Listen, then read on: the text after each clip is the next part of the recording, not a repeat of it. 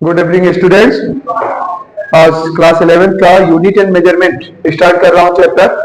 ये चैप्टर जो है आपको बेसिकली हर जगह इसकी रिक्वायरमेंट आएगी। जो बेसिक यूनिट है conversion, fundamental units, derived unit, इसके अलावा जो है माइक्रोमीटर, एंगस्ट्रॉम, ये जितनी भी बेसिक चीजें हैं इसमें मिलेंगी। तो एक रिकैप करते हुए चलेंगे।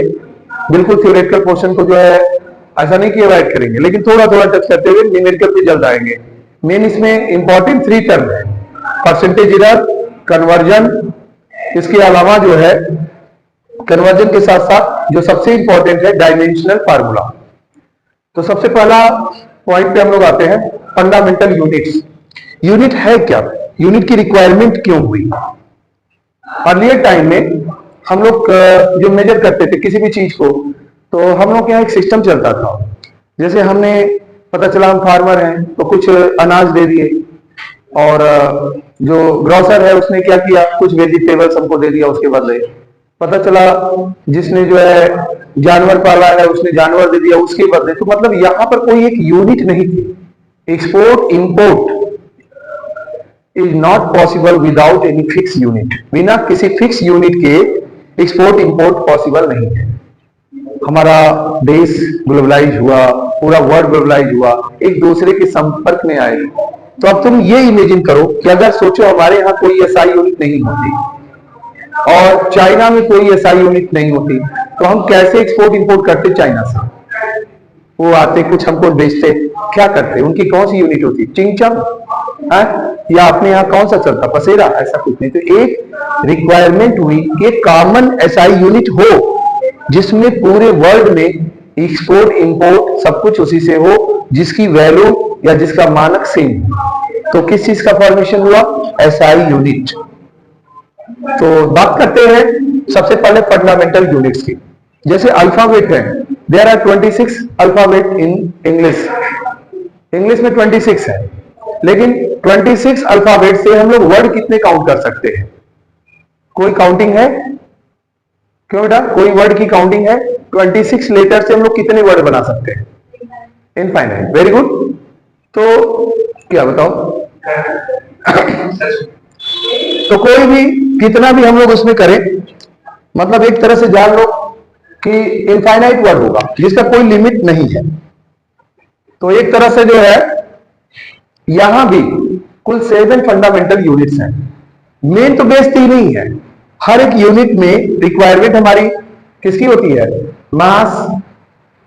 3 यूनिट हैं जो जिनको हम लोग बेस यूनिट कहते हैं, मास, लेंथ एंड टाइम। 3 यूनिट से ही हम लोगों के सब सिस्टम बनते हैं। एमकेएस नाम सुना है ना? एमकेएस मास, जिसमें क्या है? किलोग्राम। एम क्या है? मीटर। एस क्या है? सेकेंड। एमकेएस। इसी तरह से जो है सीजीएस, सी मतलब यहां पे क्या है? सेंटीमीटर। जी ग्राम, एस सेकेंड। तो ये हमारे जो सिस्टम, मेजरमेंट के system of measurement. Any doubt?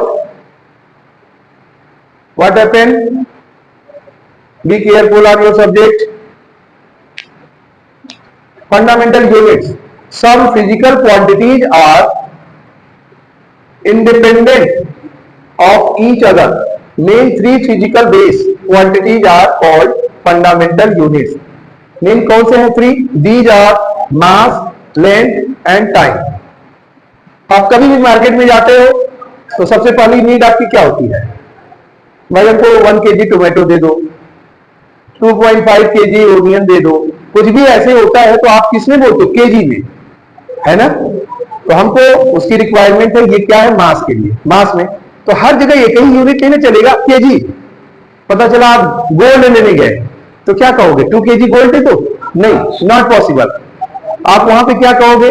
10 ग्राम, 5 ग्राम।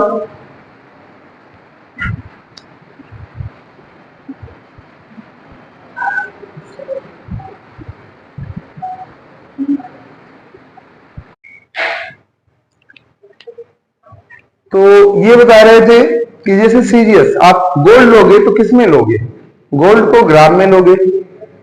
आपको पता चला कि एक रिंग बनवानी है, 2.5 ग्राम, 3 ग्राम, 4 ग्राम, यही ना होगा? कोई 1 kg का रिंग नहीं पहनता है, तो यूनिट की रिक्वायरमेंट हमारी जो है किस बेसिस पे होती है, जैसा हमारी नीड होती है उसके अनुसार हम लोग यूनिट को सेलेक्ट करते हैं।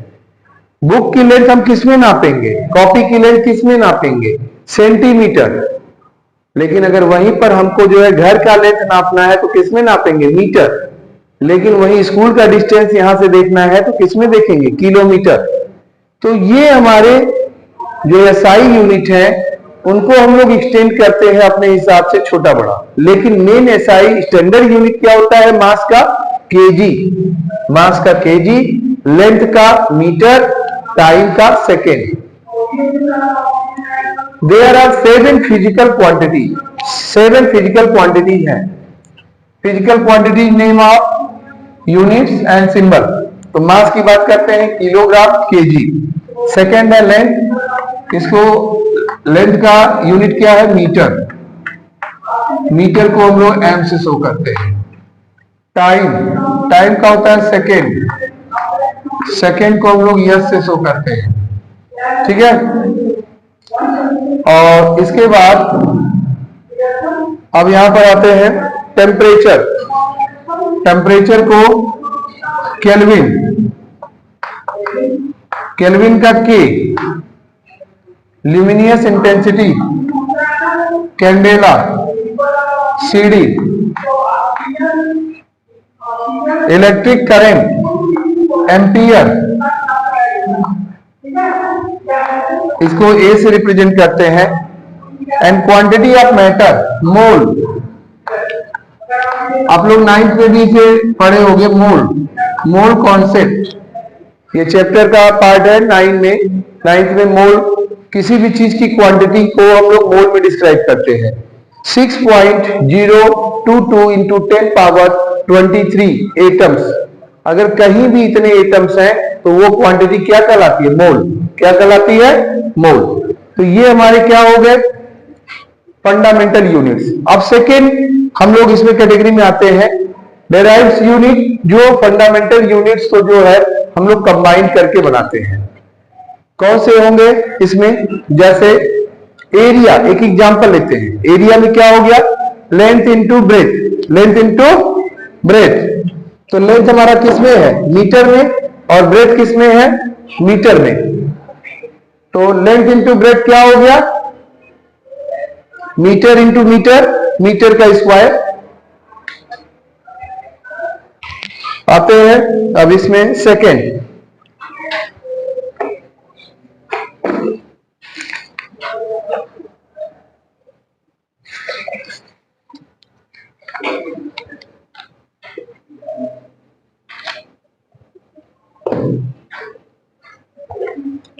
अब इसको इरेज कर दे रहा है।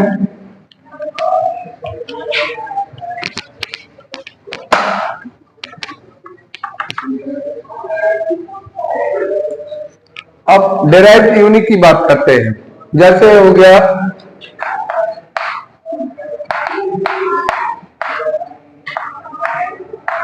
सच as area, area is equal to length into breadth. तो लेंथ को किस में एक्सप्रेस करते हैं, मीटर में। ब्रेथ को किस में एक्सप्रेस करते हैं, मीटर में। तो मीटर इंटू मीटर क्या हो गया, लेंथ को मीटर में, ये metre square.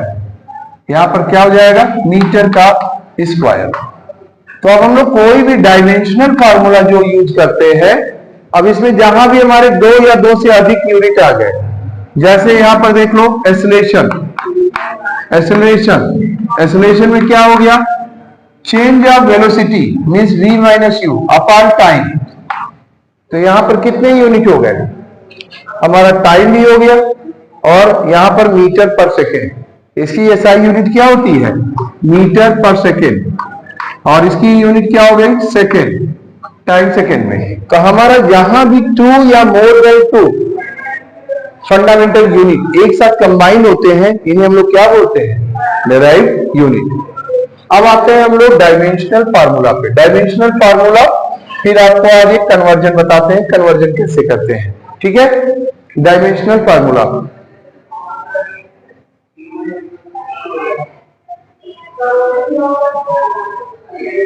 Dimensional formula, dimensional formula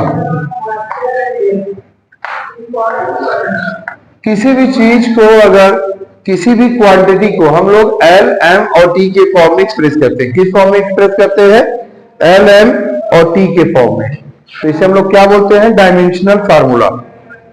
dimensional formula में जैसे एग्जांपल ले लेते हैं, फोर्स से लेते हैं, प्रेशर का लेते हैं, ठीक है। तो सबसे पहले हम लोग कुछ basic common unit dimensional formula के लेते हैं।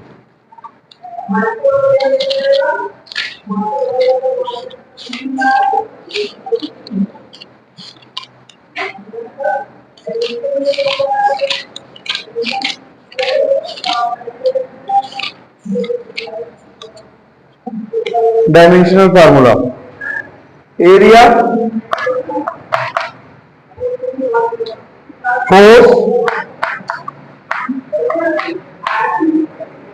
फोर्स के बाद वर्क, वर्क के बाद प्रेशर, प्रेशर के बाद पावर। इतने हम लोग इसमें से लेते हैं।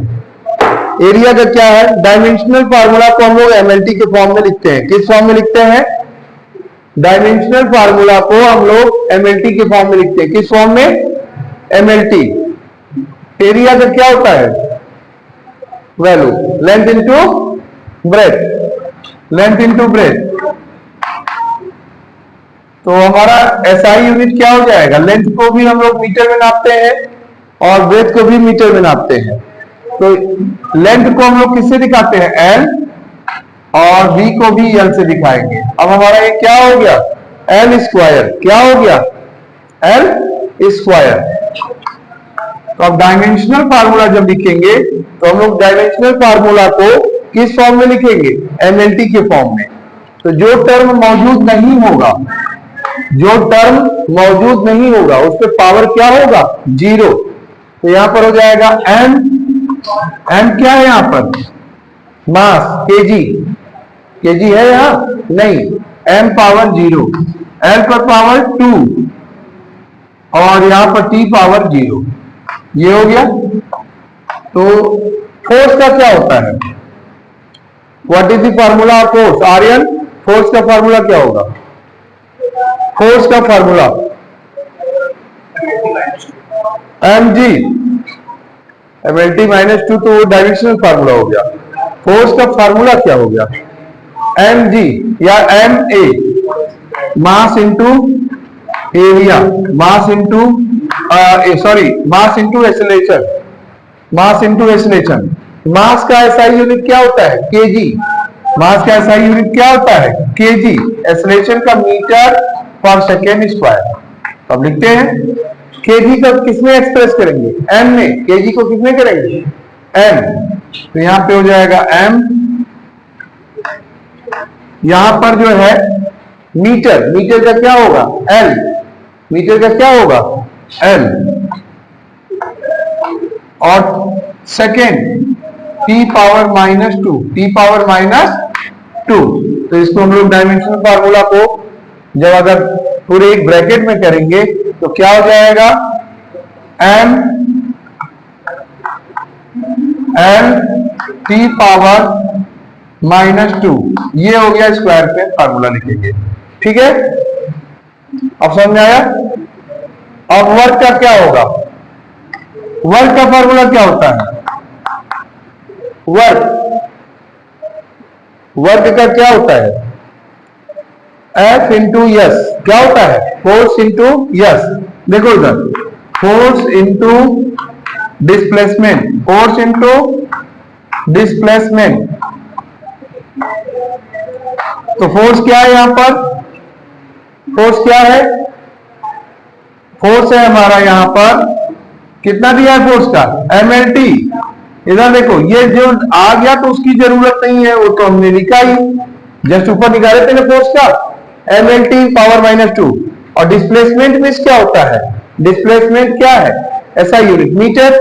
मीटर का क्या होगा लेंथ, तो यहां पर हो जाएगा इंटू यल। अब इसका डायमेंशनल हो जाएगा m l power 2 t power -2।